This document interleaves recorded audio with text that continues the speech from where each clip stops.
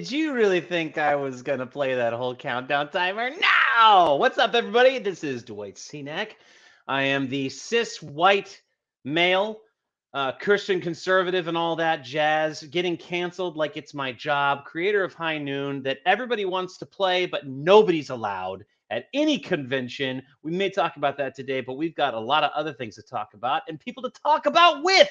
So joining me today, as always, Will. What's up, budda? Hello. Should I introduce myself or do people already know? No, let's pretend they don't. Who are Okay, you? How did you get on my stream? You invited. No, this is my stream. It is. It's not even my stream, guys. I pretend to be in charge. And yeah. I take issue with you saying you're the most canceled person because I clearly am the most canceled person. And I will go to the mat over it. Okay. You do not get to claim the title of most canceled. Well, you cross that river when you're ready, my friend. Okay. Hey, who's this guy? Hey. Oh, we're doing introductions again. That's what I heard. Yeah. Every year, every time. All right. I'm Eddie. Hey, look, it doesn't say Eddie the Goat anymore. That's too bad. I guess I lost my title. I'm just Eddie this week. You did that. So yeah, Eddie from the Gaming Goat, retail, publishing, all that stuff. We're talking about who's the most canceled. I don't know. Got a pretty good runner-up out of it. Guys, it wasn't intended to be a contest. Okay, everybody, I take. I'm just making a joke. Hang on a second. I take it back. Okay, guys, I'm not the most canceled. Okay, I join you with these two gentlemen, fine canceled gentlemen that are just as equally as canceled as Will, just as equally as canceled as Eddie, who is almost as canceled as me. Welcome to the peer support group. Yes. Hi, Eddie. We're all going to be sharing today. Yeah. So, well, maybe I'm looking forward to that. But we have a special guest in the house. So should I let him in? I guess. I guess. He's going to leave if you don't. He will. Maybe let him sweat it out a bit. No, I'm not like that. Hey, Mike, how you doing, buddy? Hey, I'm doing great. I'm just finishing this post. It'll take me 1 second. Mike, how do you say your last name? I use Michael, actually, and my last name is Hovermale, Hovermale. He identifies as Michael, everyone. Yes, please. I appreciate that, because that way, you see, because if you call out Mike, you're going to get a stampede. Mike. Exactly. There's so many that I have to just differentiate a little bit. I actually, I got to the Hump Day commercial. And then I was like, looking at your name, I was like, Hovermale, and it almost like blended right in. It's Hump Day. I remember those. That camel was pretty awesome until Schwarzenegger knocked it out. Just bam. Oh, yes. That's a Conan reference. I got that one. Hey, I got that one. All right, cool. I feel like Captain America. So Eddie actually told me that you were coming on the show. And at this point, guys, everybody, my job is done. I am officially no longer the host. I just brought everybody in, and now I am beneath them. So I'm gonna toss this over to Eddie, because you were the one that set this one up. Yeah, let's introduce Michael and all of his previous history. Actually, Michael, can you tell us a little bit about yourself while you're joining the program? Absolutely. Thank you, Eddie. I'm the Michael Hovermale, and given the title of the show, as you can tell, I am the former public relations officer and chief creative officer of the new TSR that was founded by Justin Lanassa, Ernie Gygax, Stephen Deinhardt IV, and also with Jeff Leeson as the curator of the museum. That is my 15 minutes of fame, I guess. Well, in this show, myself personally, I am a game designer. I've been involved in games and game designing in the background since Meridian 59 on dial-up, to give everybody an idea of how long I've been doing this. Yeah, writing, designing, pitching in, helping. It's been all background work until now. I decided to step out into the spotlight. I was, and now I'm currently a game designer with Wizard Tower Games that is owned by Don Zamora, which was also involved with Nutzer for a short, brief period of time. No longer, absolutely not. And we are moving forward with a new game, D20 Delving, with the legendary Tim Kask. We'll be doing narration. It's awesome. And then, of course, obviously, I am the graph paper architect. That is me. That was what I was launching before all this stuff happened. My baby YouTube can be found. Hopefully we'll link it. And it is gaming news and reviews and designs and tools that are universal, that can be used for any game design, anything. Shoot it at me and I will give you something. I coach people all the time through DMing, GMing, designing, writing, how to get out of writer's blocks, jams, how to find out where you're going, dialogue trees, script writing, you name it. The works. What's that website? I'm actually updating the video right now. Graph paper architect. I can throw it in the chat here. Oh yeah, throw in the chat. I have I've got a Facebook and all that jazz. Excellent. Okay, so FYI, I am so, like I told you, I am Jon Snow about this whole debacle. I know nothing. This sounds like this could be tragic because Ernie's involved. Like this is the new TS. This is the nutzer we're talking about. Yeah. Oh no. Well, that nutzer. Okay, so for the record, I was an back up a bit. Yeah. Let's tell people who Eddie Gygax is. Some people might not know. Ernie Gygax. Sorry. He's the son of Gary Gygax. I know that, but he's the son of the godfather of the greatest tabletop board game of all time. Yeah, he's one of the sons of Gary Gygax. He was also Tensor, right? Like that was his thing, right? Yeah. Floating disc. So anybody who's played a mage and has cast a Tensor spell, you owe that to Ernie. Okay, I don't know where this conversation is going to go, but I like to be fair. And I'm a fanboy. I'm about to be so sad about this conversation. Yeah. No, we've got some moderation here. I mean, I'm friends with Ernie still. I talk to him every other day. I was called out. Yeah, because me too. I called out Gamma early on, and it actually put me on Gamma's target list. Was because when they went down on Ernie, I was a huge not advocate of that, but I was a huge advocate of Ernie and his message that he was pushing. Mm-hmm. So we're anyway, proponents of the principles of free speech, not necessarily accountability culture or free speech as defined by what is supposed to be protected by the government. It's what you actually want to practice and preach. So all right, so that is my peanut gallery comment. I'm done. Okay, go ahead, take it back to you guys. So, I mean, we would love a little bit more background from you. We've got people here representing a bunch of different parts of the United States. Where are you hailing from, Michael? Oregon. Yeah, that's another one that people get wrong. So it's not Oregon or Oregon. It is Oregon, yes. So as we do introductions between each other, I've got web feet. I want to make sure you're introduced to William, who has a game coming forth soon. And William, you can tell him a little bit, and then we're going to reiterate for the audience. It's about Portland Antifa. You can see the Portland skyline right behind me. Oh yeah, the one that comes with the pile of bricks. For the record, everybody watching this, none of us know each other. I mean, I know each of you pretty well. At this point, Right. I did want these two people, or however this orients. I wanted these two people to meet. So here we are. Well, thank you. Yeah, and I met Eddie when we had Froggate. And reached out to Jeff about all of that. I don't know if you've all talked about that already, but yeah, that was unifying, isn't it? That was amazing. Comes up from time to time. That was another part where I was cited as public enemy #1. That's how I got lumped in with the whole gaming goat in the Gamma debacle because bounding into comics put me in there. I think that was JDA that did it. I'm what JDA. Thanks a lot. Anyway, go ahead.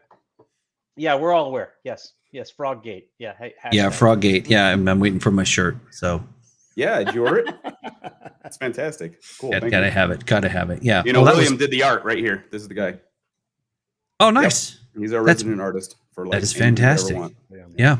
I dug deep into all of that actually because I go through a vetting process before I involve myself or reach out to anybody. And when I looked into what exactly had transpired and how things were handled and the fact that, I mean, you did everything you possibly could. Like, hey, Yeah. we didn't know that people could take it this way. We'll change the art, the whole 9 yards, and it just wasn't good It enough. was pretty much an overstep in itself. And There that no was a reason we bad, should- More that than was they a bad deserved, play. really. That was a bad play.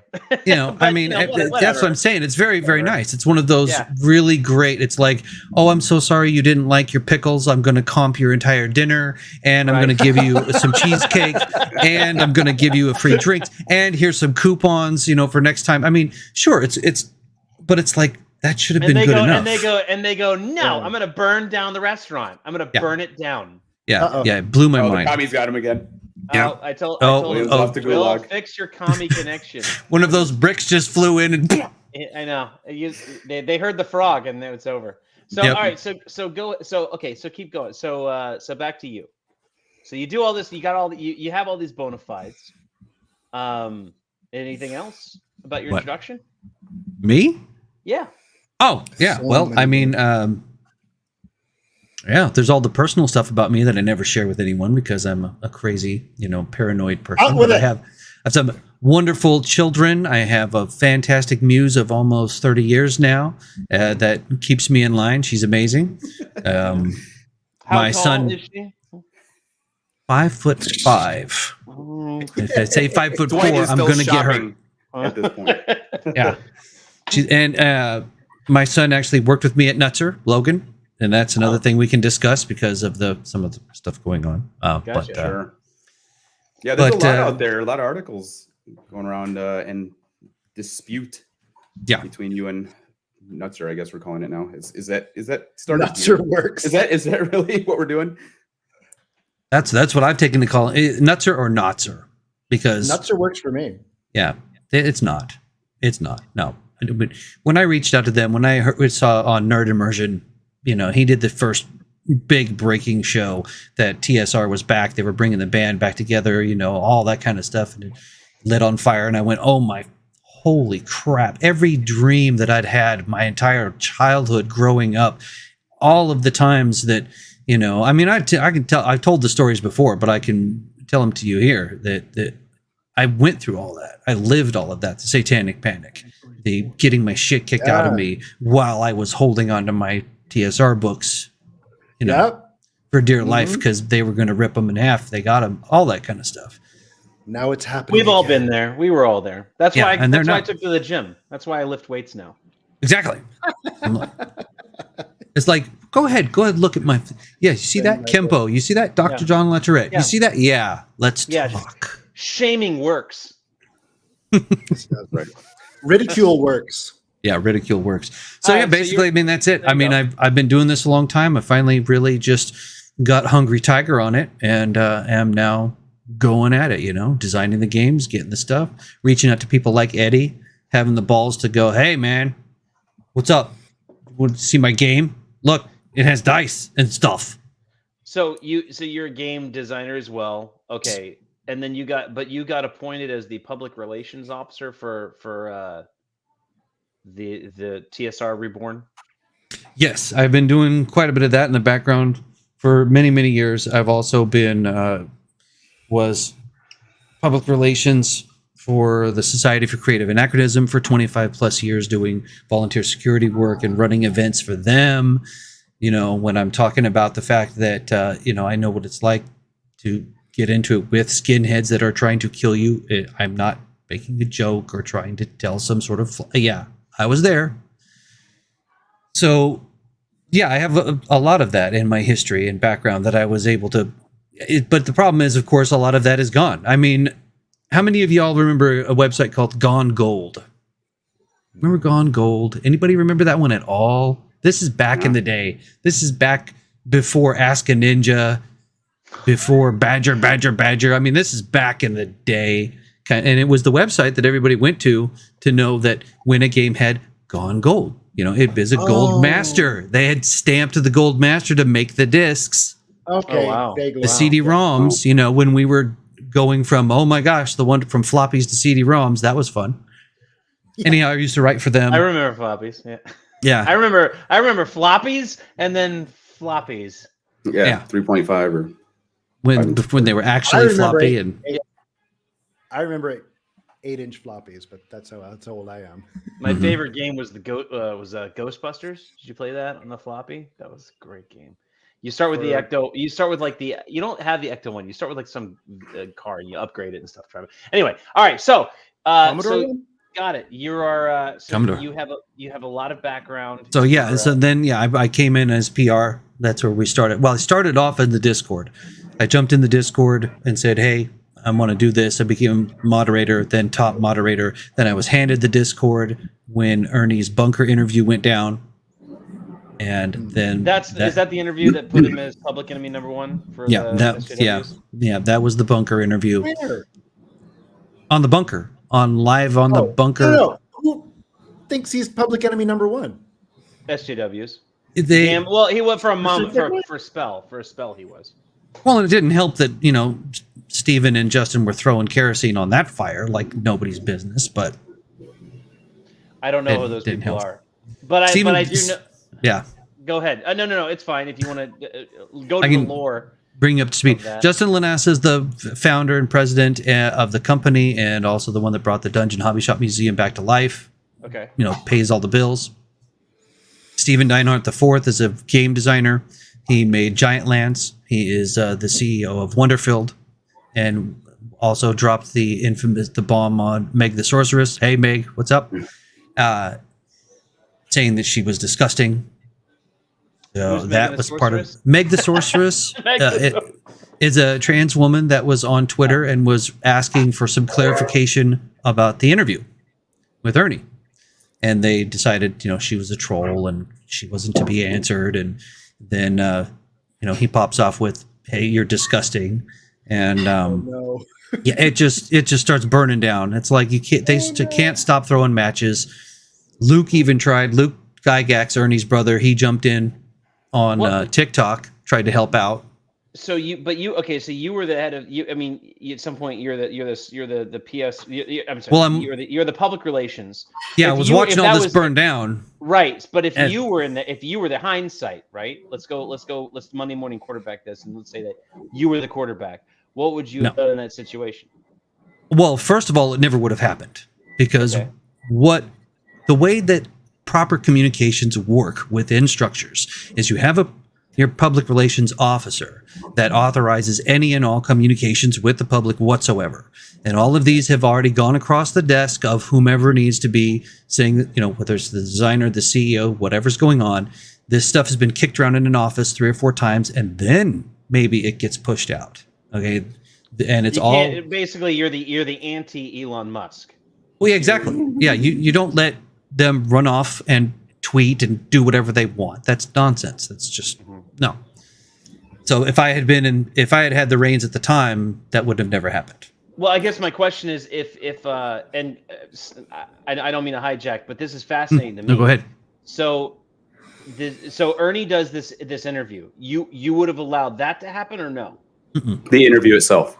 Well, he would have been on the interview, but firstly, whenever you have an interview with talent, you vet your interviewer, you speak to them, you talk to them about what's going to be discussed, what's not going to be discussed, get some questions going on, especially if it's going to be live, because live is a completely different animal than taped.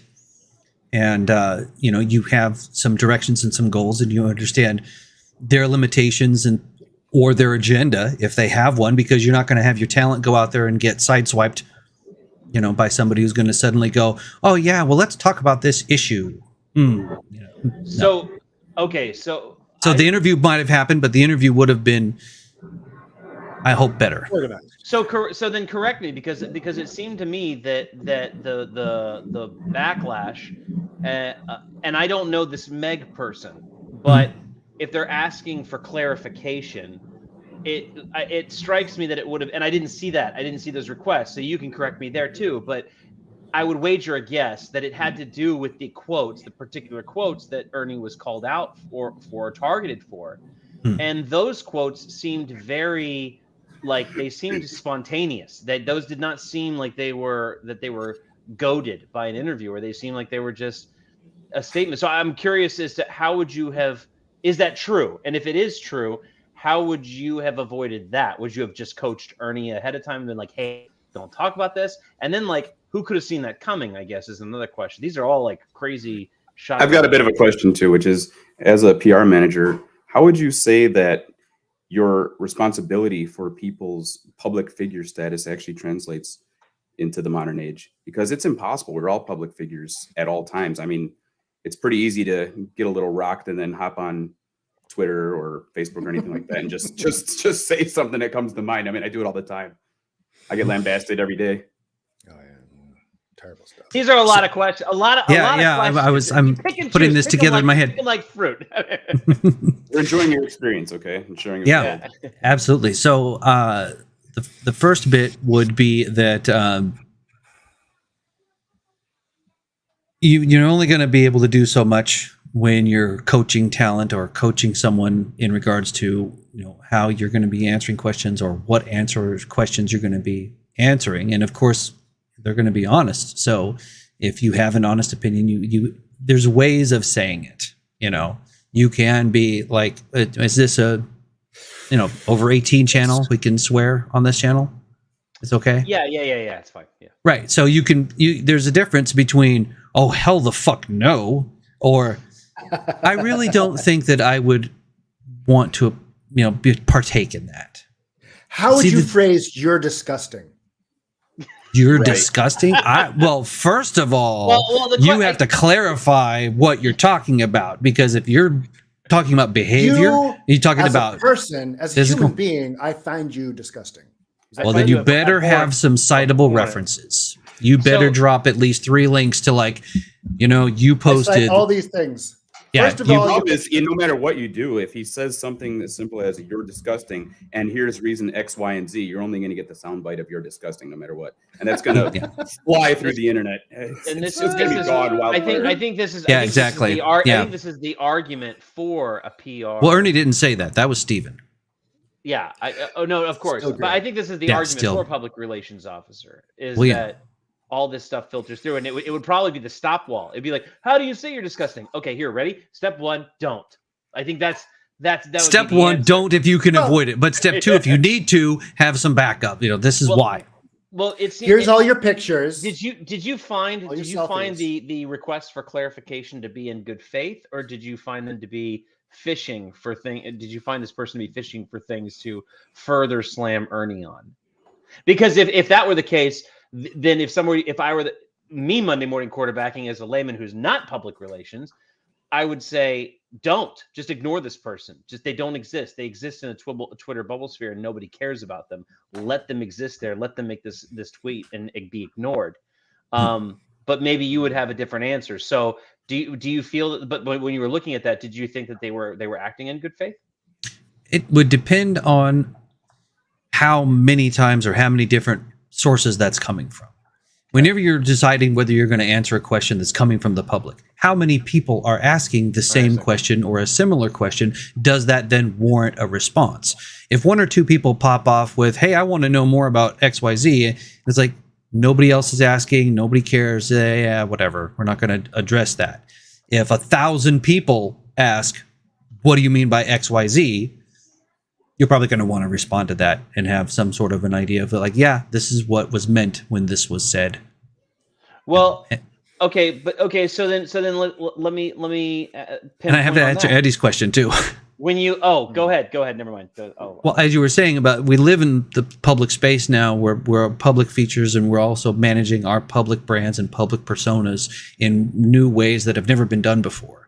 And we have an audience that is global, which is, trying to wrap your brain around that one is amazing to think of.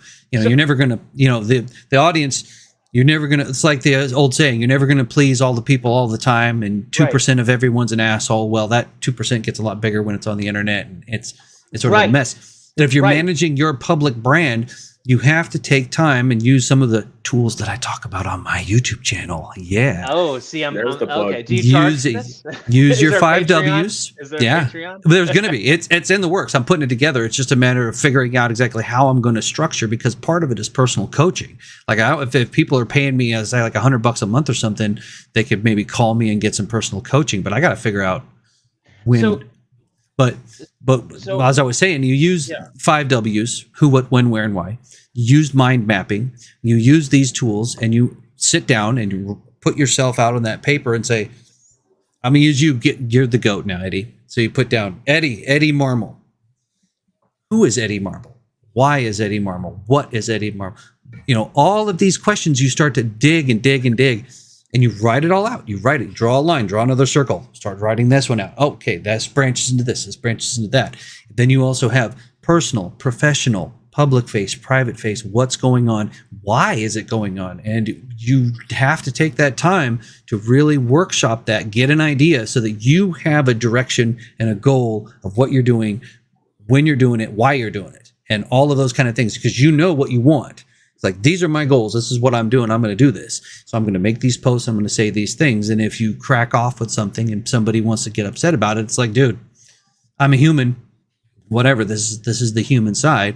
And then you're going to understand what target audience that crack off is going to be alienating and which ones are going to be attracted by it as well. You begin analyzing and thinking, okay, you know, if I go in here and I talk about, you know, let's say one of the things, this is a personal item for me. I saw an article about the Westboro Baptist Church protesting military graves and funerals, right? And I'm like, okay, what the hell? And then I see there's Hell's Angels, there's all these guys, they go up there with their bikes and they play all their bikes and roar all their bikes so loud that the Westboros are drowned out and they can actually have a funeral. And I'm just going, fuck yeah.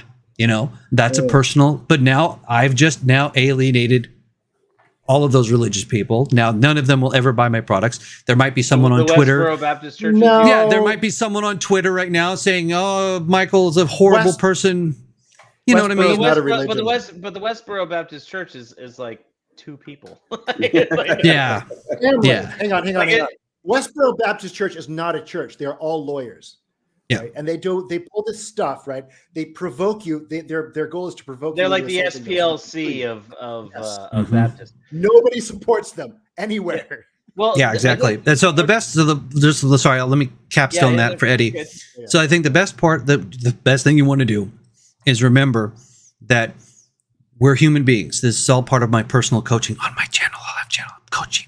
So this is all part of it. We're human beings. We're designed to react. We're designed to react to stimulus. We are now being, for the first time ever in history, stimulated by things that are not in first person, but they feel like it. You read something and go, what the fuck are you saying? What the hell are you doing? These kind of things. And then you can get pissed off. Remembering that these are the normal functions that are going to happen anytime that you engage with anyone online. Add to that the anonymity of the internet helps people be the most horrible versions of themselves ever in history. You stop, you literally turn everything off. You take your phone, you let everybody know, hey, I'm gone for 30 minutes. Shut it off, put it in a drawer, walk away from it. Do not touch anything. You have to physically get away from all of your devices. Give yourself the time to reflect and think before you say or do anything, because yeah, you'll if you allow yourself to be human on the internet, you'll get screwed. That sounds like the same wisdom you would get out of a man who's been married for 5+ years. Don't have the conversation. Don't when get you're married, mad. brothers. Don't get married. Marriage is awesome. It's good. A lot of work. Yeah, It's great. The rest of us are okay. What's up, Dwight? Sounds like copium to 5+ me. years. Sounds like copium to me. Mhm. Yeah. But then So- you meet the guy who's been married for 25+ years, and he doesn't have to step away because he doesn't even hear it. He just Yeah. watches over it. He's still there watching It's TV. white noise. Whatever. Oh no. I'm paying attention to every single word. I listen to her. That's a big part of it. Listen. This is on film. So Yeah, I know. So I don't know if you've successfully laid the capstone of Eddie's question. Yeah, I did. but- That's the biggest thing, is managing your own personal persona, managing a public or professional persona. The biggest thing is get the hell away until you're cool. Until So you're sounds like cool. you answered My- this, but I Oh, mean, go what ahead. would you give in the way of advice to somebody like myself, a crazy person who thinks we should be championing a general social understanding that personal opinions, private opinions, even held publicly, are separable from your professional opinions and how you react even, and what standards you uphold. No, absolutely. I think that that's crystal clear. And you see, that's the kind of, you and I have talked about that before, actually. We're very similar on that. And that's the kind of clarity and direction that you get from being cool. You're cool, you're level headed, you've got your sword, and you get, this is what I'm doing. This is what I'm saying and what's going on. And I can separate these two things and say, my own personal, professional, you make those statements. And then if you have those statements and you can even have them in written form, say, this is my personal statement, my professional statement, bam, this is what I'm about. Now, if wherever I am on that, I can be a balloon on a chain tied to this rock. This is my rock. You preclude your statement. Yeah, see, exactly. And that's exactly what you see comedians doing nowadays. They all have to do this. They go online, they make these disclaimers. I'm not this person, but I'm going to tell you jokes that are going to make you think, Exactly. That sounds so terrible.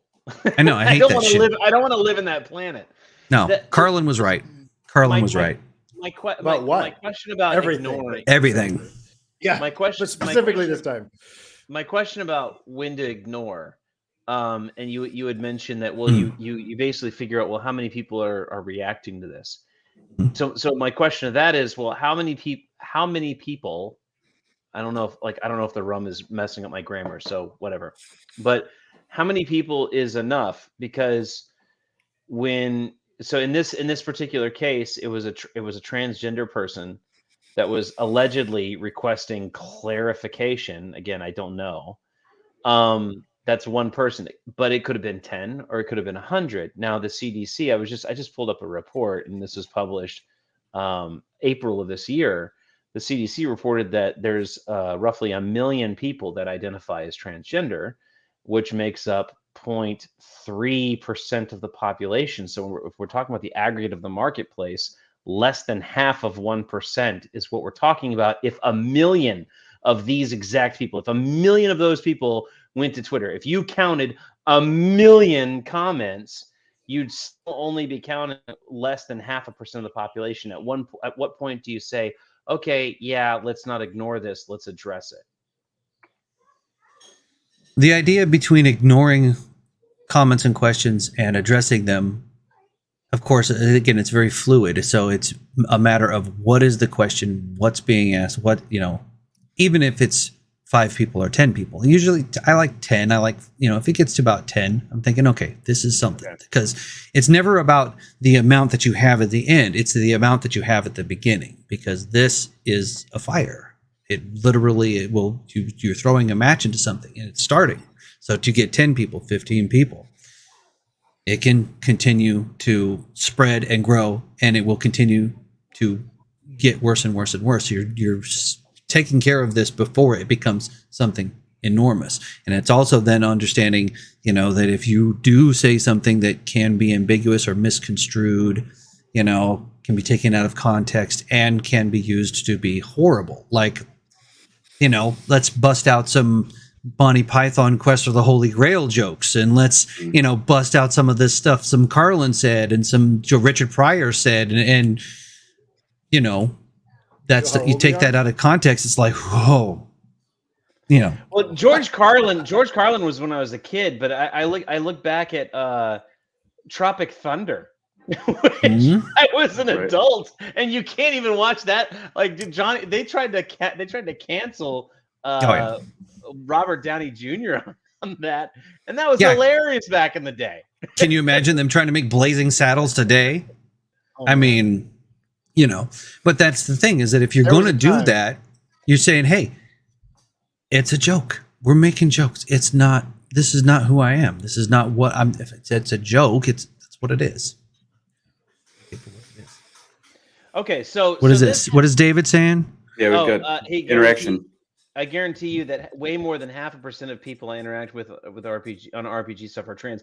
And this is a good point, okay? Sure. Because this is what I'm talking about. Like, personal testimony here, so we'll address it, right? Okay, anecdotal, but at the same time, now we're cutting into the meat of what the market is. So if the vast majority of the market is trans, then okay.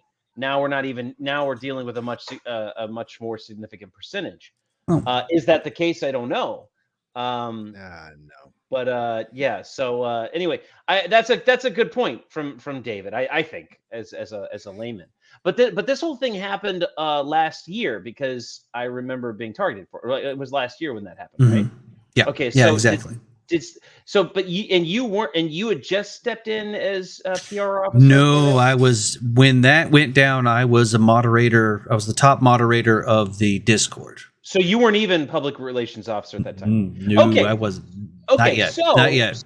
So now we have there's a long window of time. We've basically belabored the past for like 30 minutes, which is totally fine with me. Yeah, I jumped in pretty much right after that, but yeah.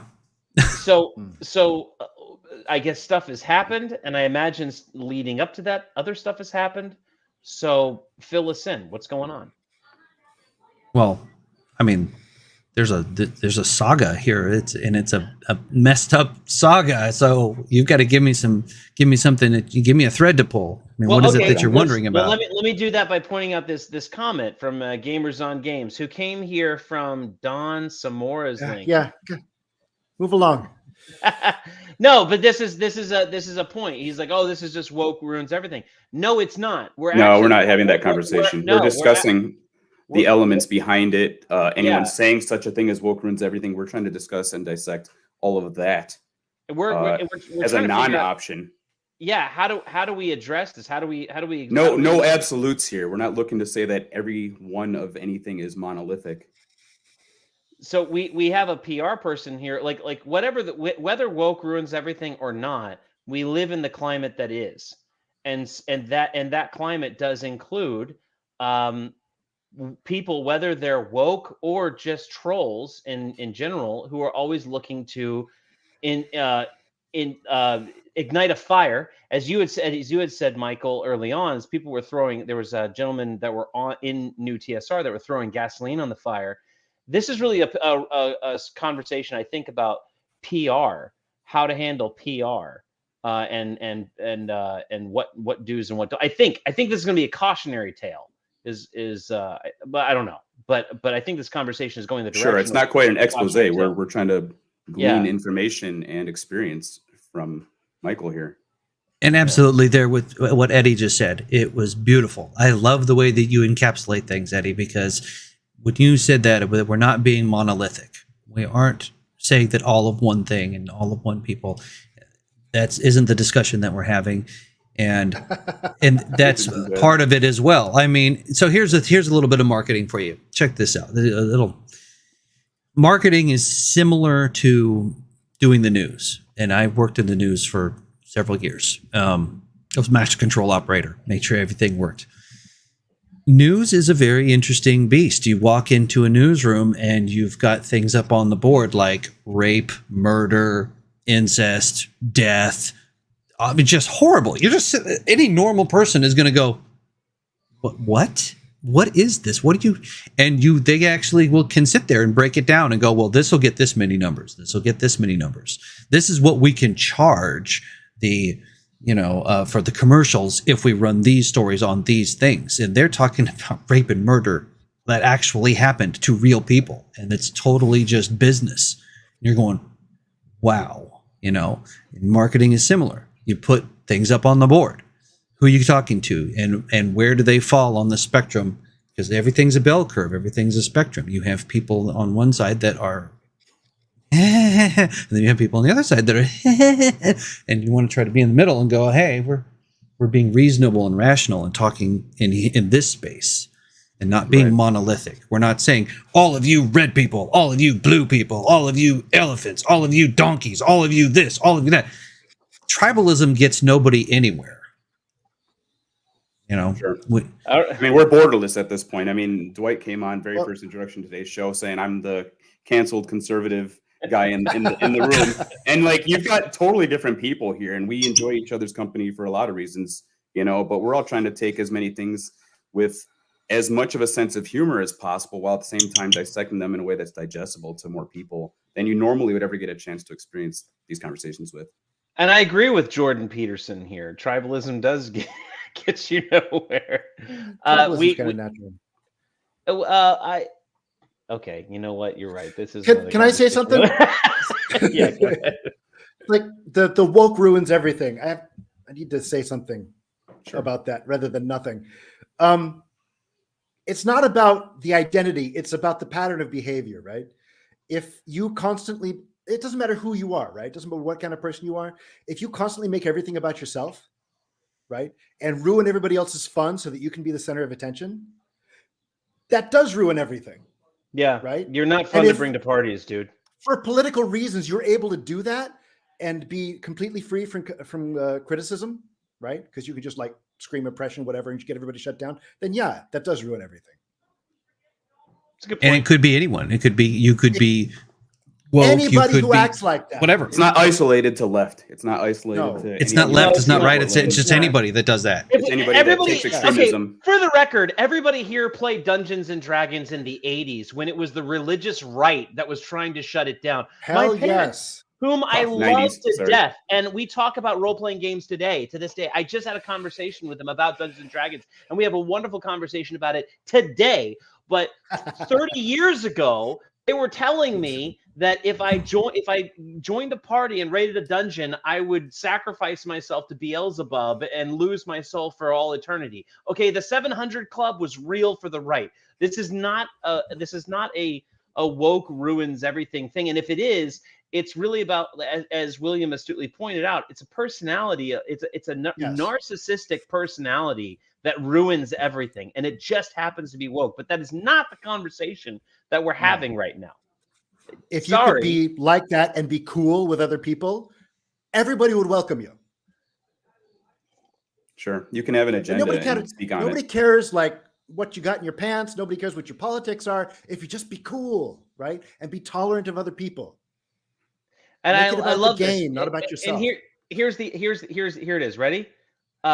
Dude, you can play at our table anytime. Just don't fudge your dice, okay? Don't fudge your dice. All right. Don't say you rolled a nat 20 when you rolled a 3. We all know it. All right. That's all we care about. So anyway, but I'm not a PR guy, so maybe I'm saying all the wrong things, Michael. No, not at all. Not at all. Cancel like it's your job. No, it isn't the wrong things. It isn't the wrong things to say at all. It's just that. So going back to basic communication, there's responsibilities. We're responsible for our actions, and we are responsible for what we say. We're responsible for what we do, and that's kind of where our responsibility is. If a listener consumes that information through their filters, is also NLP and all these other kind of wonderful things. It comes into their reality filters. They create their own reality, and then they decide, you said this. This is what it means. This is how it fits in within my criteria structure. This is what now I feel because of what you have said and all of these kind of things. And unless you can have a cool, calm discussion that isn't emotionally charged, where you can talk about woke, you can talk about, I don't even know what you would call anti-woke, but you know what I mean? Else.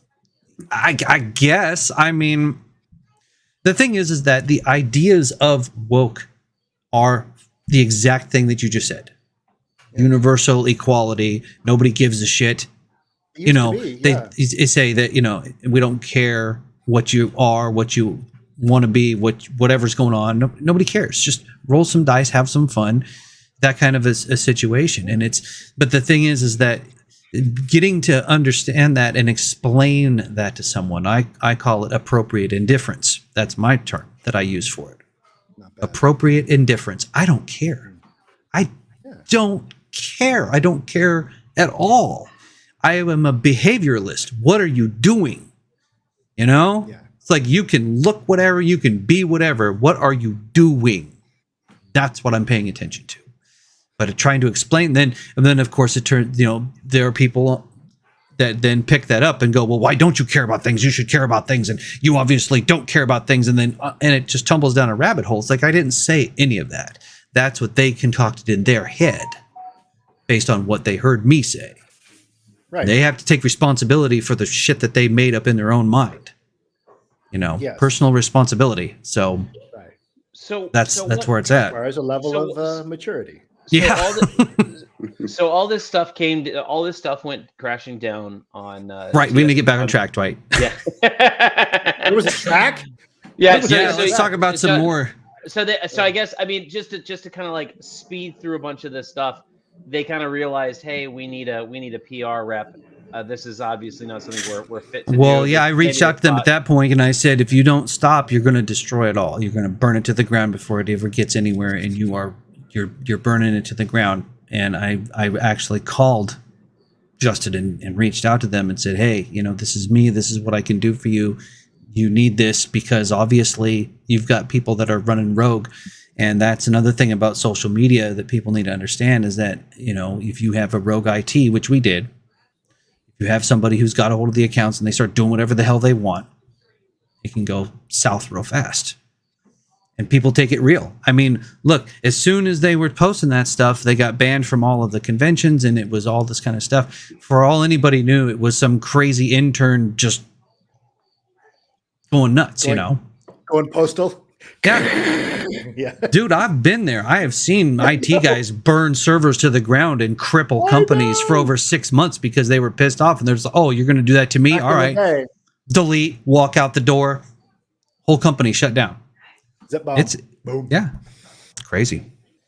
But So what happened, man? What happened? well, We don't want to get to that. Yeah, where See are if you I in can- all this at this point? Yeah. where am I in all of this? Let's see. It's not I all get behind brought- you. Well, it get brought in, and everybody saw my tweet because the thing is this: when you've got a fire, you've got to throw a wet blanket on it. The first thing you do is you get everybody to understand, hey, we're going to clarify this mess. And that's what I tried to do. I jumped on the they gave me control of all of the accounts because that's what it's supposed to be. One person posts. That's That it. sounds good. One person posts. That's how communications work.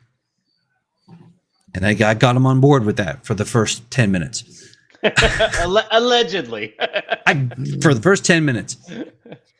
And I say, we're going to clarify this, and everything shuts down. Well, then I was told on no uncertain terms that was unacceptable and we weren't going to do that, and everything kind of seriously degraded, and the accounts were taken back. And who was the biggest opponent of that? Who was the biggest outspoken character in that? I don't know if I can get too much in specifics. Okay. We're starting to stray into Got it. into No. subpoena land. Got But it. Go ahead. Keep going. yeah, so basically it gets taken back and everything starts going to hell. And I'm doing the best I can with one, having all of the IT gone, so I'm trying to build their infrastructure. Two, all of the social media is gone. We're trying to rebuild all of that, put that all back together. And then three, we're trying to get a message out that Ernie's not like that. He said that he knew people that had a notion of gender. They were being dissed, and being dissed, people, I guess, didn't know what that meant. They're being trash talked about the fact that they may have, Yeah. it's like, it's It's freaking exactly about that they may have had a notion of gender. I should actually quote the whole thing. I used to be able to do it on a cuff, but he never said I'm against trans or I don't like trans, or he never said any of that kind of stuff. He said he knew people that had a notion of gender, and I think that's pretty much everybody has a notion of gender. Yes. Right. Well, I don't know what that means. I don't know what a notion of gender is. That's where the clarity needed to come in. And Meg asked for clarity, and these other Okay. people on TikTok asked for clarity, and a big portion of the community go, Well, "Hey, what Ernie, followed what that? What do you followed mean?" What followed Well, that statement? People have a notion he of went off on gender. another tangent. Though the interviewer unfortunately didn't stop him and get the clarity right then. Or wisely. Exactly. And it's a bad first Throwing that timer out there. mistake. Yeah, exactly. So, and it just went on the tear. And then when people started asking questions, they were treated in the way that people are treated now when they ask questions of Nutzer. And if you know what it's like to ask a question of Nutzer now, go on their Facebook and ask something like, anything about TSR Con, about the Star Frontiers card game that they posted. Ask about the post. Just ask them questions. You'll get called an idiot, and a stupid, and what the hell's the matter with you? I mean, yeah, that's what's going on. Anyhow, that's what was going on. And so, yeah, Ernie didn't say that kind of stuff. And I was like, no, he didn't say that. He didn't say anything wrong. He just said he knows people that have a notion of people with gender and there needed to be clarification, which we had. We put out a press release, which was a direct quote from Ernie to the transgender community directly, that they Oh, I are remember this. welcome, the whole thing. And that put out the fire. All the people that I know in the transgender community, it's like, yeah, okay. And the people that were still upset about it because it wasn't a good enough statement, they were upset about it. And so they are. I mean, it is what it is. The man said, you're welcome here. Take it or leave it. Sure. So it wasn't left off as being as simple as old man yells at cloud, right? Play games. Honestly, I'm reading the quote right now. Yeah.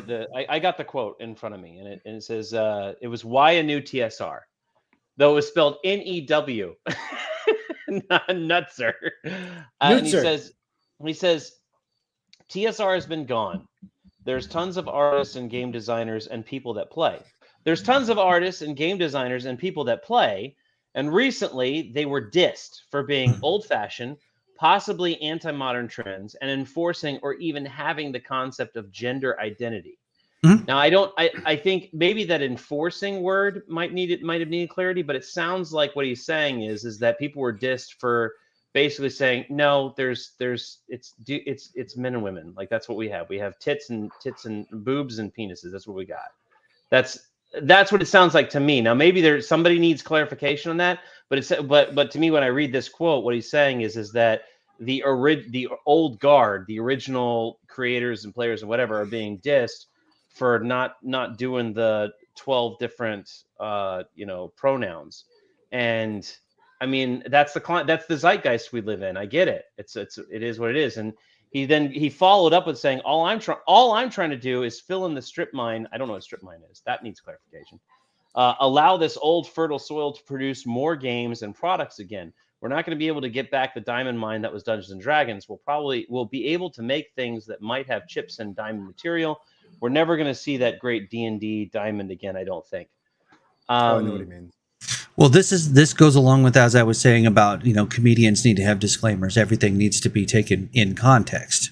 When you watch the interview and you watch Ernie's mannerisms, he was hunting for words. He's up here. He's using emotion like this. So this is a video interview. And this is a video interview. You have to take everything when you want to examine what a person is saying and why they're saying it and what's going on, you have to be able to examine the entire picture. Yeah. You cannot, if you like, if you take things out of context or in written form only, then it's horrible. It's horrible. I remember the Oatmeal. He's a great artist and a comic writer online. I love the Oatmeal, and he did this wonderful comic about, if you go online and you say, "I'm a kick a baby," people freak out. If you say, "I'm a kick a baby, lol," then they know it's a joke. It's like, okay, you got it, but. So as he's hunting for words, John Gunn territory, right? He's hunting for words. He's trying to come up with a way to explain what's going on, to explain what he thinks has happened to people that he knows. He's trying to articulate all of this live on an interview, so that's what he was trying to do. And then people asked, what's going on. And when we finally got to the point when we made the statement, because we started, that was the statement. That was what he wanted to say, that everybody's welcome. And they really are on his tables. At the ages of the people that we see here in these 4 boxes, we've got a hard time articulating or understanding some of the newer concepts for people that are younger than us, even sometimes half our age. So go ahead and take Ernie for the example of somebody from a time period with 20 more years. And for him, he's just reaching into this pool of youthful exaggeration, anything he can do to try to be relatable. And it's nigh impossible, man. It's backfiring greatly. He didn't have a PR officer. Well, it's the behavior. I tried to get everybody to look at the behavior, look at what he does, look at what he posts, look who's at his house. He's posting pictures of people who are at his house. If you want to know something about somebody and they say, this is a party I had at my house, and you see the people that are there, you get an idea. So do some research. Don't just take it for what you think it is. Well, and I don't speak for Ernie Gayax at all. So please understand that. Everybody understand that.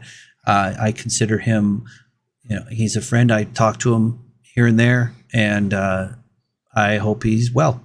Okay, so there's no love lost in whatever happened here, because I'm still lost. I'm still catching up on what's going on.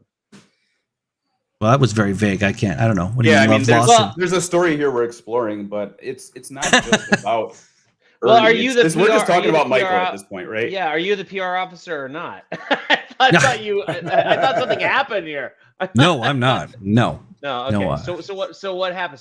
So all this stuff happened, and then you stepped in the role. I stepped in for like 2 seconds. They were like, "Yeah, we need a PR officer," and then they were like, "No, never mind. We got this." Apparently, they don't got this because then you stepped out at some point. There was between the times. So what happened? What it became was that initially, everything burnt down because everything was taken back and the website went to hell, and it was a very, very crazy public mess of what can happen when you have a rogue IT person that destroys things and and takes over all of the accounts. So we're scrambling and putting it back together. Yeah, William. Yeah, you know what's up. And but after that, it became a joint effort that I was not solely in control of anything. When I tried to explain this is how the proper structure is, one person posts, everybody approves, and then one person posts. It became, we ain't gonna do it that way. So there were messages going out from other people. There were messages going out from me. There was stuff flying everywhere until it finally got to a point that Mr. Lanassa then decided to tell Tim Kask to lick Luke and Watsy's balls. And that goes down, and I'm calling him. I go, what the hell's going on? And they have unlicked balls. That was when he also made other ideas and notions known to me about his own viewpoints and some things that are going on. And at that point in time, I decided I'm done. It's a dumpster fire. I'm done. Yeah. Well, because there are. I mean, I'm not saying it is. I'm saying no. It is a dumpster fire. It is the golden goose that was choked to death. Well, it sounds like a small company is what it sounds like. It sounds like a small, like, mom and pop almost that wants to operate as a mom and pop. They don't want to step into that corporate culture. They want to do things their way. I have a lot of mom and pops that I deal with, so that's kind of where I'm seeing is like they don't like that corporate control. That it's almost like a soullessness in a way, but it's protective. It's safe. It's there's a reason for it. Government mandated. So at a certain size, you have to have like a harassment policy, and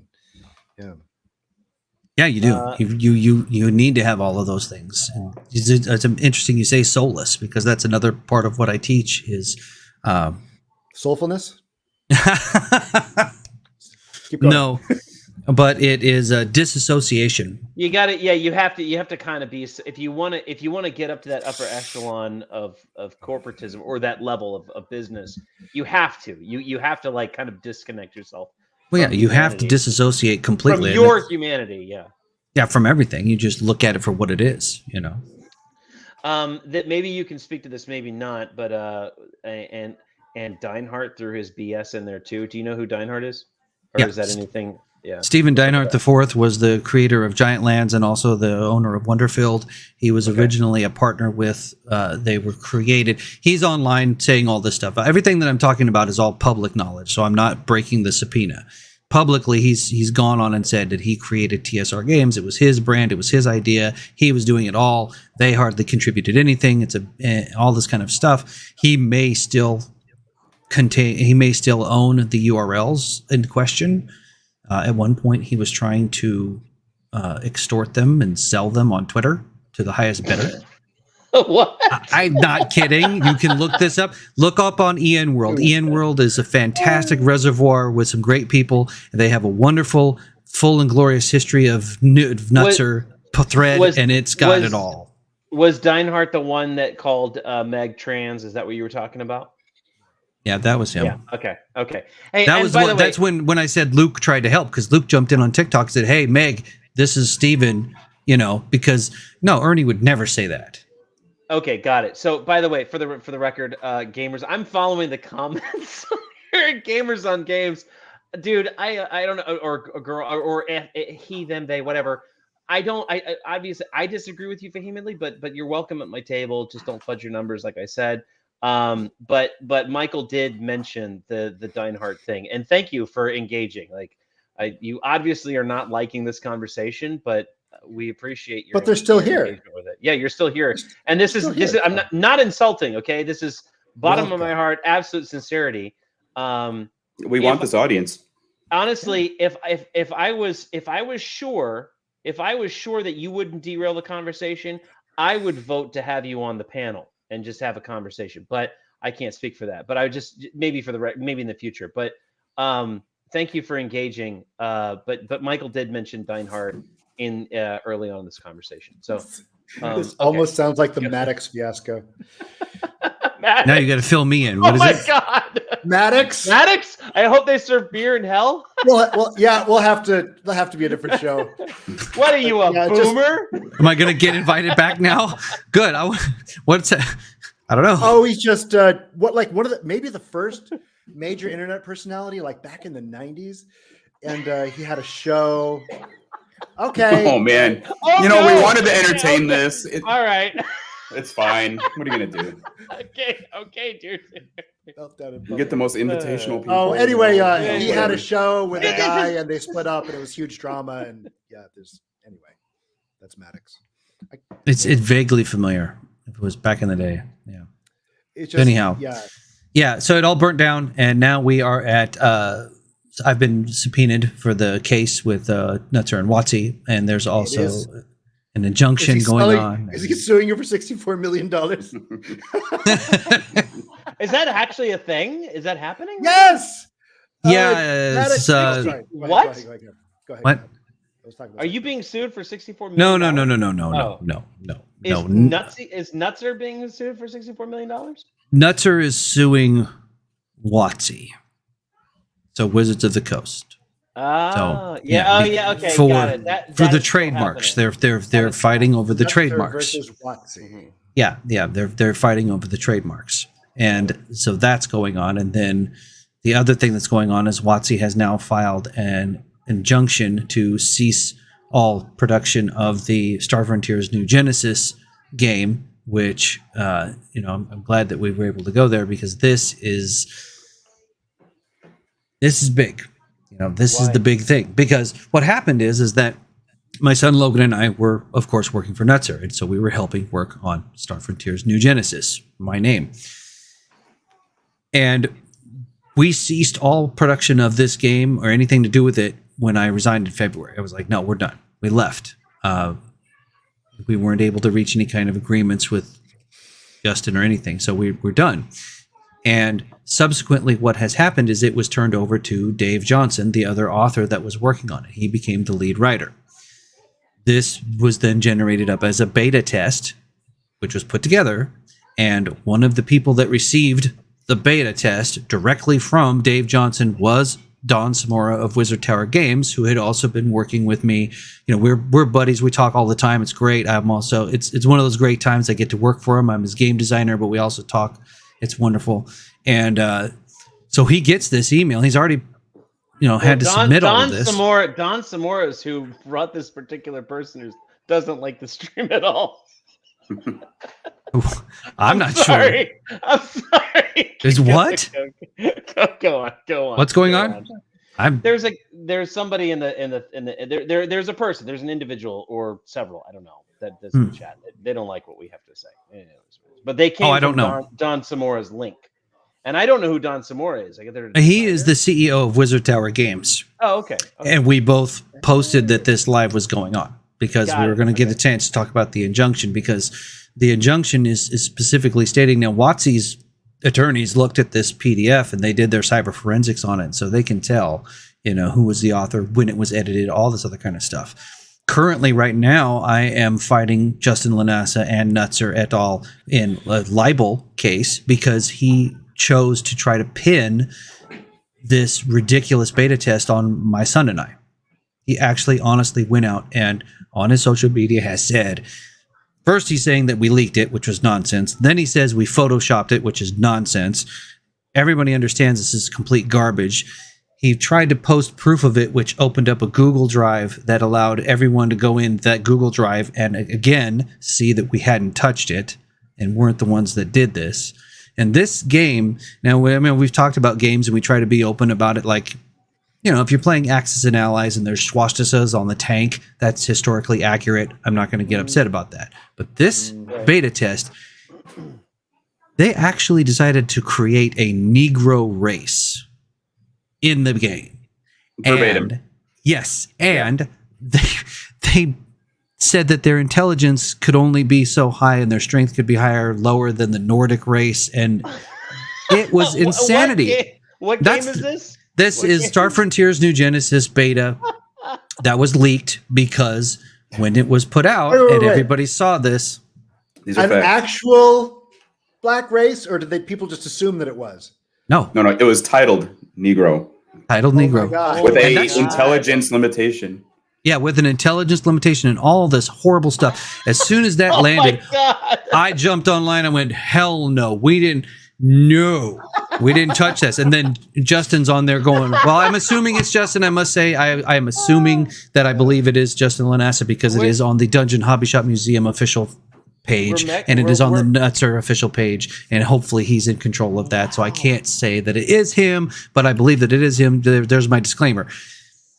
Yeah, and that's just the tip of the iceberg, man. You get into this document, they've scrubbed it, I think, but there was so much stuff in there about different races and how different genders and that there's no such thing as trans and there's all this stuff. And it was crazy. Yeah. And Mexicans, they made Mexicans a race. There you go. Now our buddy. Gamers on Games has been following this. Listen, Gamers on Games. I'm the one highlighting your comments, okay? I'm the one showing you. You're still here. No, he's right. He's been following this he's an excellent fountain of knowledge for a lot of this stuff going on. There's people out there that have documented all of this. If you're curious to find out, you can look up Kim Winson's Twitter, his complete threads on everything that they've been doing. So my biggest thing was the fact that we're being libeled, and I'm going, hell no. And we're sending the cease and desist and we're doing all this stuff. It's like, no. What is the well, I don't know if you're allowed to say, but what do you believe is the truth? I mean, I think I know exactly what the truth is in the injunctions fair game is that we quit and left in February. We didn't touch it. And what they've done is they've used, if there is any material in there that they used, they broke this all down on EN World. They showed the different fonts. This jackass copy and pasted my son's work and didn't change the fonts. Wow. So it's like, oh, this is what Logan wrote about bug races and about cool stuff and things like this and that, none of this other kind of garbage. And then Dave takes it on. There's also a complete history that's on a No Hate in Gaming on Twitter. They've documented this Dave Johnson guy. Of course, the internet never forgets anything. They dug into his past and they found literal pro-Nazi propaganda. Hey, Cinder Shadows here. What's up? And bring in friends, huh? Yeah. Well, these are the people that have been following this all the time. I've talked to them, and it's like they've been tracking stuff going on. And this is a first for me. This is No Hate in Gaming track. It gets so bug nuts, man. I tell you what, you're talking 80s level B grade movie nutbaggery. This guy Dave Johnson is on the internet, is posting literal pro-Nazi stuff, And it's like, I draw the freaking line, man. If you're literal, forget you. I'm done. Whatever happened to just making games? I don't know. Make a game. I asked Ed that. I got to talk to Ed Greenwood on Inexorable Word Nerd. That was a fantastic interview. And Ed is a wonderful person. I've enjoyed talking to him any chance I get. And we were just sitting there and we said that at the end, which is like, we just want to make games. And he goes, yeah, we just want to make games. Why can't we just make games? But you can't make games if nobody's going to buy them. And what are you doing? Hey, Ig, so I made a race that's all black people, but they're stupid. Ah, it's like what? What? It's like, I know. It's so I just like, can't play as. What if I want to be Frederick Douglass? Huh? Like, I just can't play seriously- the game. No. What if I have a black girlfriend? What? Like what do I can't hey honey, hey come play this game. Hey, by the way, you're stupid in this. Like in real life. What is this? that's called you being murdered. What? Oh man. I just You couldn't- it seems very self-sabotagey, unnecessary. I don't understand it. I don't understand. I mean, is this a file that was not supposed to get out there and ever be published in those terms? And they were going to just make these things, dude, I don't want to make excuses for these people, I swear, but that they were like, this is what I think about people in races. And I want to translate this to different names and titles. Again, I don't want to make any fucking excuses for this shit, but maybe there's species with limitations like we've seen in D&D for those 40 years. I think that if you are going to have mandatories when you're talking about stats of races or species, having a mandatory minimum if you're talking about the genetics of the species in tradition makes sense. If you were saying that a Tolkien dwarf, if you want to play a dwarf back in the day, you can't have a constitution lower than a 14. Because dwarves are just that way. That's just how they are. And it's fictional. You certainly wouldn't go in there and say the brown dwarves are this and the white dwarves are that. And no, you're talking about species, and people get into it all the time. It's just like in sci-fi. Vulcans are stronger than people. Klingons have twice as many organs. Whatever, xenomorphs have acid blood. There's different genetics. If you're talking about genetics and you want to translate that into specific game mechanics, you got to do it right, do it tastefully. So I don't know if that was their logic. I have no idea. I literally can't understand the mind of someone that thinks that way, that can think, oh, your skin color is different, therefore you're blah. It doesn't translate to my, I can't, I don't get it. I don't get For it. those who aren't really as familiar right now, though, I mean, we've seen this type of differentiation come under attack recently. And, attack for the better, if that's the intention. But how do stat lines translating into a role-playing environment really translate as poorly as they did in that situation? But we've seen it come under attack. I'm sorry, I'm getting cut out of the feed here. You guys got me? I got the feed. I see you just fine. All right. So, sorry, I lost my train of thought. Yeah, I guess my point is we've seen this type of stuff get attacked for D&D original form. Is that relative to this at all, or relevant to this at all?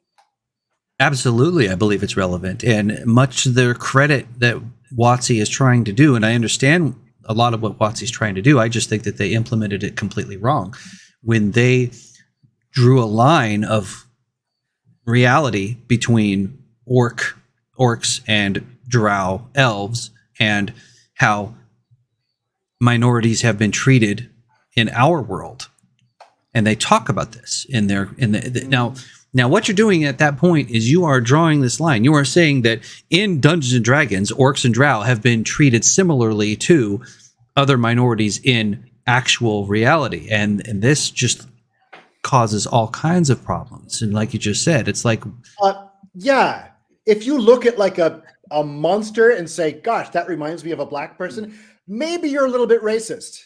A little. Yeah, no, honestly, that was really wackadoo. Like, or they don't orcs. First of all, Dungeons and Dragons. I mean, you had Lord of the Ring, TSR, or no, TSR, J.R. Tolkien, and beyond. Orcs are not like patented to Wizards of the Coast, and the concept of like to take orcs and be like, oh, big bumbling, stupid people must be black. Like that's kind of you being racist. I've never thought black people when I'm playing an orc or when I'm playing against orcs ever. Not world, even literally ever. There are black people in Tolkien's work. They're the Southron men, right? They show up. What's his name? Sam mentions them. Like, so there are black guys. They're not orcs. They're different things. Yeah, I think exactly. I think that was a little bit too much of a swing of the pendulum going in that direction. Well, and we can go on down that rabbit hole for an hour or two, and marketing and this and that and all this other yada yada stuff. But the idea that what you have now, and I think that it really became a thing with World of Warcraft, because World of Warcraft was the first large scale medium in which we had the ability to play orcs and trolls and other species. I had a Tauren guild since launch for the Horde.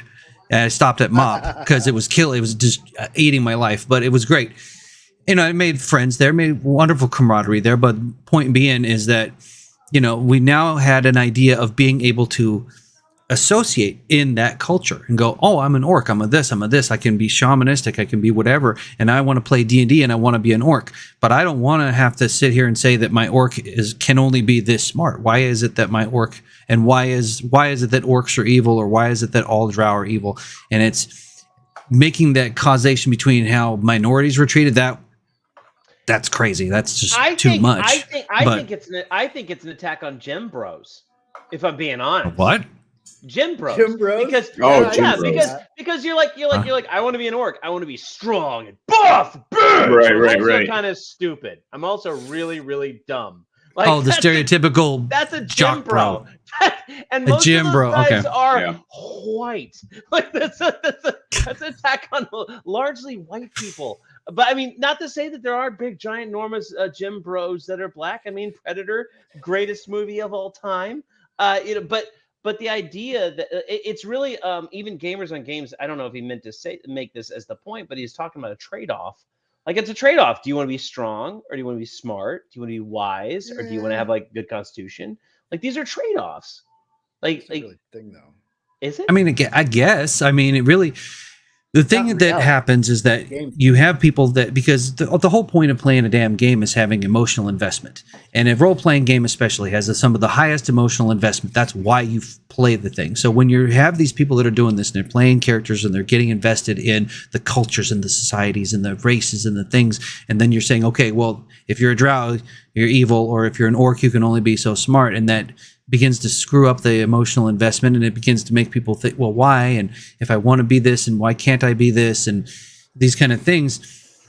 It was so simple. You just say, well, orcs are now a full player character race. They don't have those limitations anymore. Done. Drow, we retro. Is the same. Yeah, it's a blank drow. slate. These drow up here in the north are 98% probably evil. Because all it takes is just one word.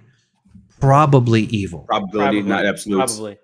Well, they just have probably. Well, I think it's an spiders are emotional. evil? It's an emotional attachment to alignment, which actually is something that games. I'm gonna, at this point, I'm just gonna misquote you, dude. Sorry, but well, no, the alignment system, dude. Go check out my channel. Watch my show on alignment. I'm gonna have a huge whole spread on alignment. Alignment's the greatest freaking thing ever. It's amazing. Okay. I was gonna say, do you have a problem with it? Because I love it, but I think that people have an emotional attachment to the word evil, and as I understood it, because I live in wrong. As I live in Thaco, like that's when I stopped playing D&D was Thaco. Thaco. For me, yeah. Talk about being lost in our time, non-progressive here.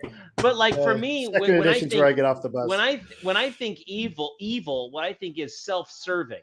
It's not evil, like I'm just gonna stab people just because they're there. It's like, no, I want this thing and I don't care what it's gonna take to get it. I'm self-serving. All I care about is me. That's evil. And good is like the total evil is, and when you go all the way into chaotic evil, or I think it was evil, when you go all the way into evil, that's when you like enter like demonic land. But you can have like lawful evil. You can have the best anti-heroes, which are the most popular heroes of all time, I would argue are chaotic evil, in that they or maybe neutral, I don't know, but they have a bit of evil side to them because they're self-serving. Han Solo, I would argue, is an evil character, but he's like chaotic an neutral. idol. He's an idol. Neutral. You think? Yeah. You think I always interpreted lawful as being whether. I don't know, dude. He shot first, which is not honorable. Chaotic. Okay. You don't know. Greedo could have been like, "Hey, dude, I'm following Neutral. Yeah. Greedo was a piece of crap. See how it's up for debate. See how nothing is settled. I think Han is neutral. I think Han. Yeah, but see, and that's the thing. In my show, I talk about how he's right. That alignment. Neutral evil is the worst. That's pure evil. That's evil without any other. Yeah. It doesn't. Yeah, there's no other content. Just evil for evil's sake. You can have evil. No matter what you are, you're evil. Yeah. Right. What's the difference between a sociopath and a psychopath? You're a sociopath. Right? Yeah, exactly. And this is wonderful stuff that we could all have discussions about because dude, you're such a great contributor. We man. need to stop arguing with this guy. You're having such a great conversation with us. Told you. You got a great YouTube channel. I love this guy. And alignment is when that is the bridge. When we went from war game to RPG, it's alignment. That's the bridge, because that's the first time that you begin to examine the psyche of your character, and you begin to decide what the psyche of this character is and why and all the other kind of things. That's when you become a role-playing game, because anything else is my pawn does this, my knight does that, I don't give a fuck. Well, there's sorry, I dropped an forgiveness in F-bomb. this. Oh, you're demonetized now. Sorry, guys. This is where the forgiveness is supposed to exist when you're role playing. What You're supposed to be able to play a character. And it doesn't really matter what you end up actually doing because you're at a fictional environment of a table.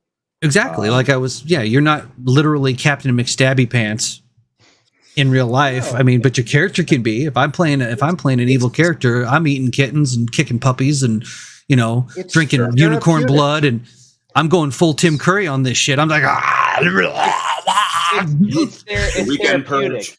It's therapeutic. It's kind of like what was that the with Robert De Niro and what's his face? He plays a therapist and he's therapisting. Analyze this. He's like, I'm upset. He's like, I don't know, shoot the pillow. He shoots the pillow because you don't want to shoot a real person, so you shoot the pillow. I feel a little bit better.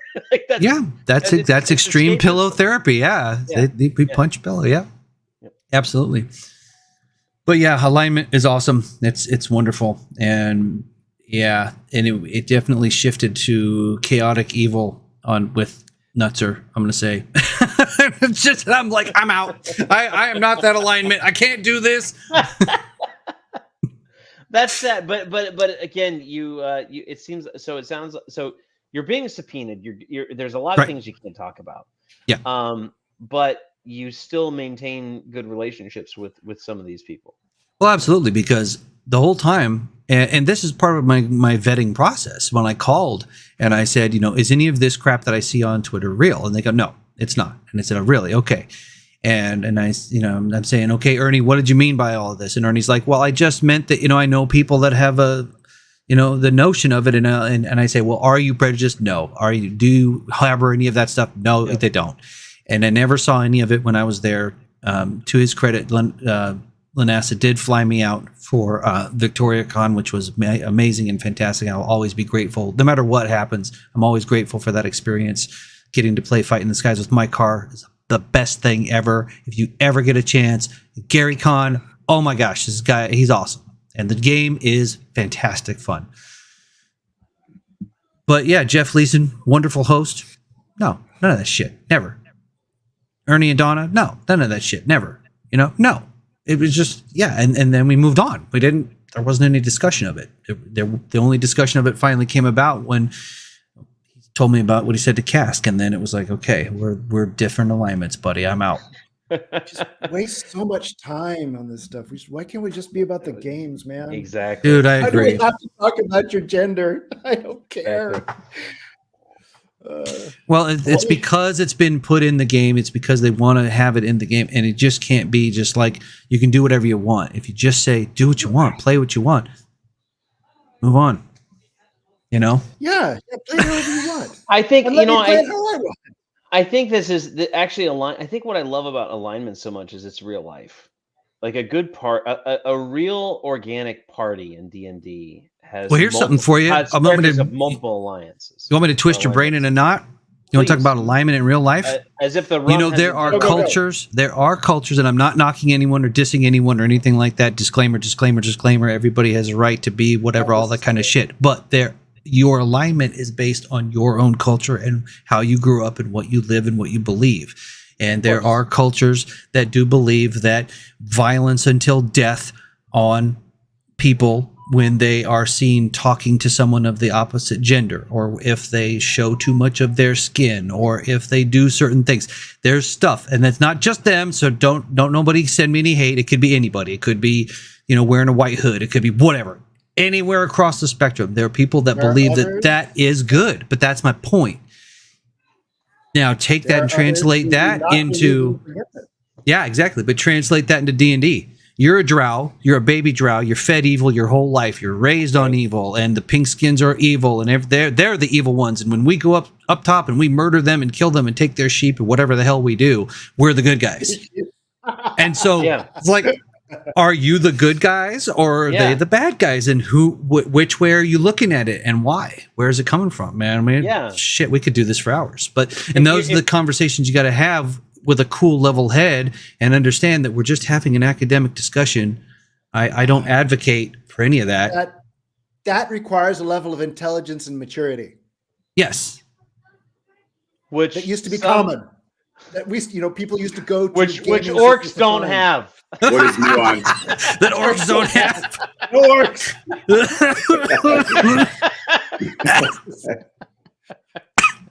Oh my gosh. I'm a comedian, that as meaning something that you didn't say or even think, really.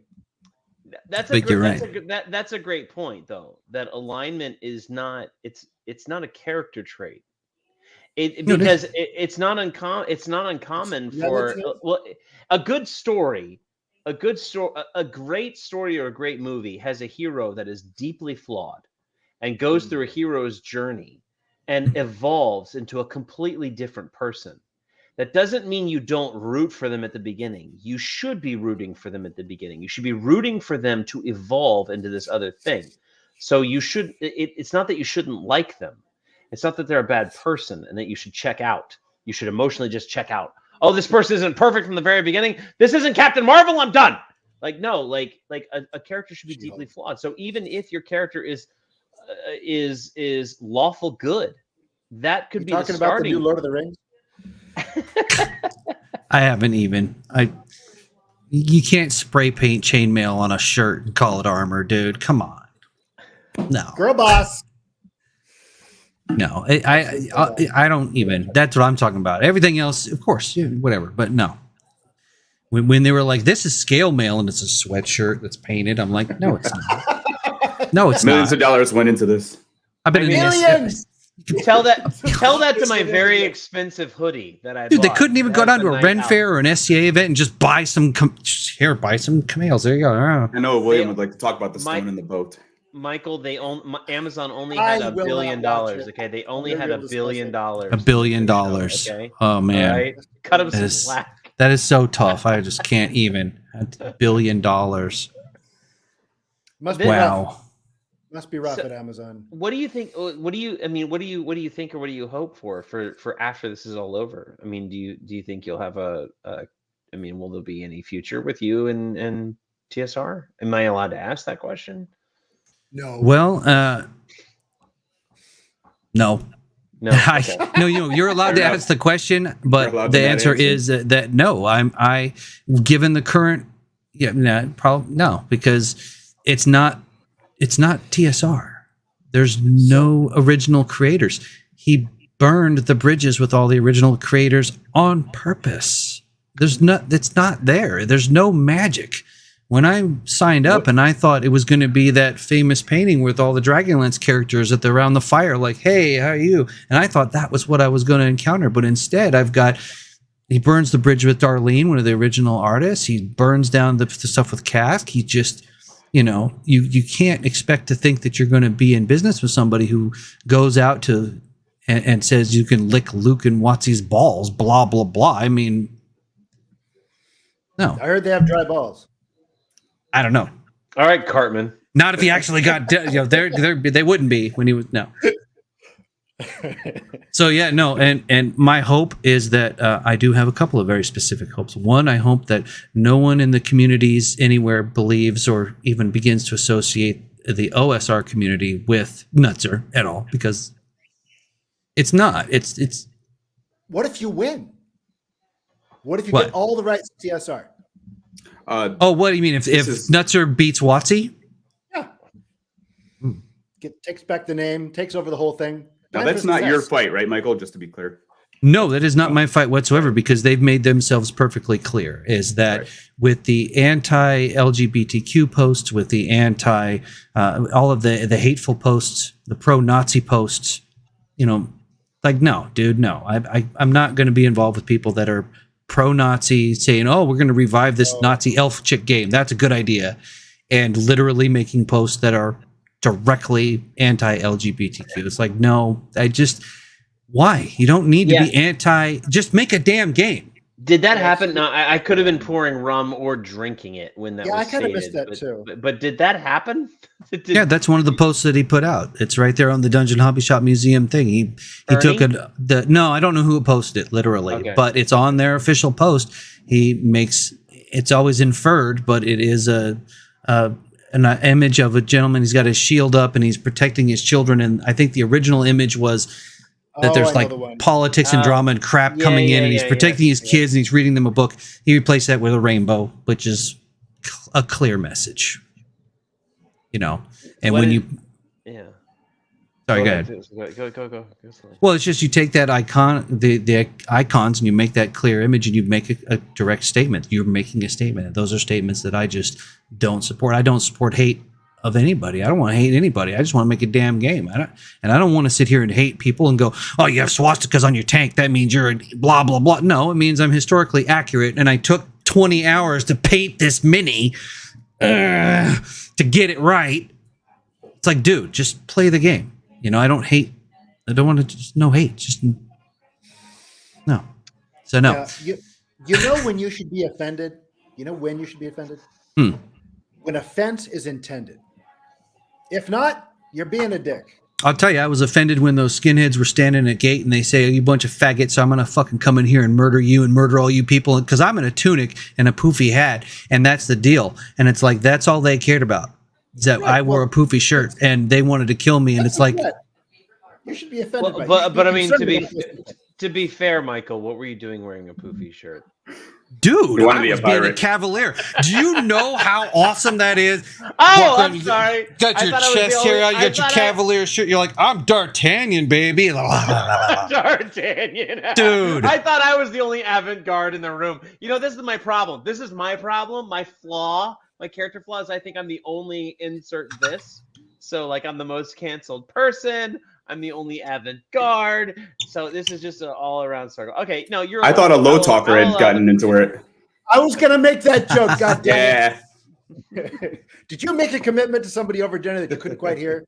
Is that how it happened? Oh boy, yeah. This has been very. I mean, this is like it's bittersweet. It's kind of I don't know if this I would call it therapeutic, but it's very.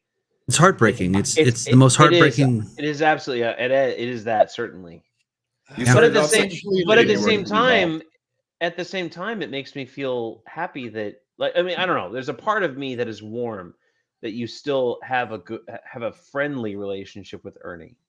Because when I see Ernie online, I see a guy that just wants to play games. That's what I see. Right. And he's. I don't even want to say his time is wrong, but. Like, he's in his generation, whatever that is. Like, that's how he communicates. And somebody online was once saying, oh, so and so doesn't want to move. He doesn't want to move in with the present. He doesn't want to. He's stuck in the past. It's like, well, yeah, you're going to be stuck in the past. You'll be there someday too. It'll happen. At one point in day, you will be stuck in the past. Like, that's just everybody. But Ernie seems to me, and I don't know him personally. You may know him better. But he seems to me a decent person who just wants to make games, play games, enjoy games. That's what strikes me with Ernie. And to hear, and I could be wrong, you can shut that down. But what I hear from you is you have a good that is true, and you have a good relationship with him. And there's all this bullshit, this unnecessary, unfortunate, and tragic bullshit that's happening over here that's affecting everybody. And if only that wasn't there, you guys would have like a beautiful thing and you'd be making games and stuff. Well, I can tell you that I pay attention. I'm always paying attention. And I pay attention to the behavior. If people have behavior that it does not align with my criteria for wanting to have them be a part of my life, I don't. I cut them off. I block them. Say, no, we're done. You know, and if you're honestly out there goose stepping and waving swastika flags for real, we're done. Gone. Absolutely. That kind of stuff. If you're interested in what a person is like, also realize that what you're seeing pieces that are posted on social media. You're seeing snippets of their life that they want to share, and you pay attention to that behavior and you see what's going on and who it is that they're hanging out with. What is it that they're doing? You know, and that's what he's doing. You know, you can go on his Facebook and see. He's gaming. He's talking about gaming. And like I said, I don't speak for him in any respect whatsoever, other than I have briefly met him, and that during my time there, I was willing to defend him because I believed that he was not any of the things that people tried to paint him in, you know, because I pay attention to the behavior. And it's really, that's all you got to do. You got to pay it. Because the problem is that people want to hear something that's going to fit in their own reality filters. They demand apologies, or they demand statements, or they demand specific statements, or they demand specific things, and because that is how they understand the criteria, how to make you fit their criteria. That you can only be a good person. Yeah, exactly. No, you were saying, William. Go ahead. Unfortunately, that's just most people, right? The way you spot an intelligent person is to say, well, it doesn't. It's not quite that simple, right? There's you need to break it down further. And the way you can spot a stupid person also is it's as simple as that. It's just that easy, you know. And no more thought is required. And that's just most people, right? They're not thinkers. Yeah. And it's a very natural and normal thing. That's how we're built. We're designed to do that, is to go out in the world and immediately look at a situation or a person and decide, do I want to be around them? Do I want to have anything to do with them? What colors are they wearing? Are they my tribe, the other tribe? What's going on? Yeah. You know, you're designed to do that because you're going to encounter people and you need to assess in instant whether they're a threat. You don't know, you know, and pay attention to their behavior. So if you want to know about Ernie, pay attention to his behavior and ask him directly. I think that's the best way to do things too, is that you see things online and I saw this tweet, so this means this and that means that, and you're playing the can game. Oh no, I'm talking to kids. Okay, the can game is when they had food in aluminum, and what we used to do is we used to take that, take a rock. Sorry, it was 10. Yeah, it was 10. You cut that open, and then you poke a hole in it with something sharp. You go into your dad's tools and sneak around and tie some string to it. And that was back when we had dads. Yeah. Throwing that out there for the kids and tools and garages. Yeah, that's true. Yeah. That's true. And shop class. I don't know if you said that, but yeah. And but you know, and then tools. Yeah, you know, and it just gets wrong, or it gets through somebody else's reality filters. And when you're listening to someone's reality filter, if you're following people and you're thinking, oh my gosh, they said this or they're doing this, and I want to emulate them or be like them, you got to pay attention to those reality filters that it's being filtered through. Then they're spewing it back out. I try that to kids all the time when I was helping coach through cyberbullying and get them to understand, you know, what's actually happening. And you know, it's on the screen. It's not actually, I would take the phone and I would say, okay, well, here's the phone. Here, look at it. They're looking at it. It's like, okay, look at it out here. Look at it right here and realize where it's at and what's going on. And, you know, touch it to yourself. Does it hurt? Is it hurting you? No, it's not. You have to begin to get their mind to understand it's not actually physically hurting you, but we're human beings that are designed to operate on that stimulus. So it is going to evoke an emotional response. It's understanding to get that control of that emotional response and go, words. Yeah. I could go down a rabbit Pattern hole. recognition is what separates us from the animals. Exactly. Uh, So yeah, sorry, Dwight, you get me going, man. And then you told me to get out the Highland Park. I'm just doing my job, man. There it is. There coming it up is. on- Where's yours? We're Where's coming yours? up on Now it's your 2 turn. hours. Almost 2 hours here. Yeah. Yeah. Hour This has been 40. great. We got 20 more And we- minutes, y'all. So actually, if I could, cannot do 20 Michael, more minutes. I actually have to go. No, I don't. Gotta I get know. I get that. I understand. Hang on Okay, a just second. saying. I'll You feed guys you, baby continue. birds. William, do you have any updates on your game? Oh, we just cleared customs. Yay! Hey. Fantastic. Almost here. They quoted me the end of October, and it's already there. It's like 3 weeks. Like, what? I'm like, yeah, there's no queue. I'm like, holy shit. It's like, this close to No. Christmas? That's bad. That's fantastic. Are we looking So for a new campaign on this? Are we looking for a new way for people to get I'm being blocked. I tried to put it Yeah. up on, Kickstarter banned me for life. Put it up on GameFound, and they said, well, there's a problem with this, doing this, and they're just stonewalling me. I think. But you can view it on GameFound. I have the link in the Yeah. You description. can. It's got You can check it on the 54 GameFound. followers. They're probably not going to let it go through, even though it does nothing offensive. Sure. Not Eddie- offensive. Not Eddie, what offensive. you got a tournament fishing just came in. Tournament fishing just landed yeah. literally today. So we've got 7,000 pounds of freight that just came in. We've got all those backers for like, I think $100,000 worth of backers, plus all the bonuses, shit. benefits.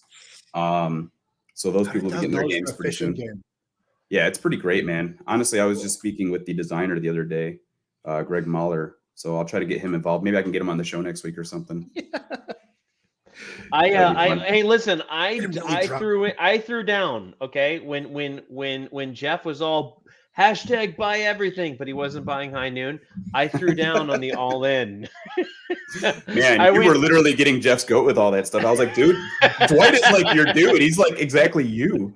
Marketing whore. Yeah. I will. Just to just- him though. Just to him though. Jeff is like a force of nature. You know, sometimes it rains, sometimes it doesn't. You just kind of try not to worry about it. Yeah. But I fully Sometimes he's expect there, that sometimes he's wooden not. box. I need that wooden box. I paid for it. I want it. Right on. So don't hold back. I got my prototypes in for my marketplace expansion mock-up. Oh, did William This is go not- now? No, I'm he here. does this. He Oh, does okay. this. The commies get him He like does. every 2 seconds. So this is my marketplace prototype, but this is the old version of the gunsmith. Right And on. what happens is you hold cards in here for High Noon, and you buy them, and they're generally guns. But I was like, this doesn't look like a gun store. It doesn't look like a gun shelf. So I had my artist update the artwork. So here is the gun shelf now. Ooh, very nice. It's like a The peanut gun gallery. show.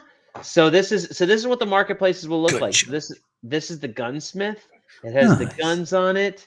And then I have this is the old prototype for the general store. And as again, they look the same. This is another problem is they all look the same. And I was like, I want them to look different. So this is the general store now for so you see the goods, the wares. So this is gonna look cool for Wares you with a guys. Z? That's exactly how I did it. So Whereas- all you guys who went all in, that's what you're gonna get on the Kickstarter. And those of you who want to grab this because you realize, oh no, I'm stupid. I should have bought that.